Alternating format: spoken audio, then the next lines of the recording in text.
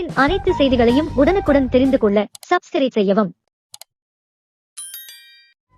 சென்னையில் நடைபெற்ற போதைப்பொருள் ஒழிப்பு விழிப்புணர்வு நிகழ்ச்சி ஒன்றில் பேசிய நடிகையும் தேசிய மகளிர் ஆணைய உறுப்பினருமான குஷ்பு தமிழகத்தில் திமுக அரசு வழங்கி வரும் மகளிர் உரிமை தொகையை கொச்சைப்படுத்தும் வகையில் பேசியிருந்தார்.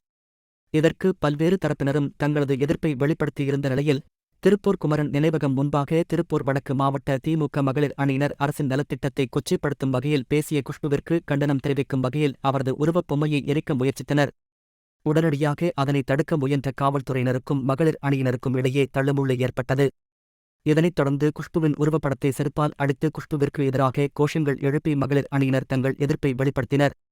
இதனால் திருப்பூர் குமரன் நினைவகம் முன்பாக சிறிது நேரம் பரபரப்பு ஏற்பட்டது.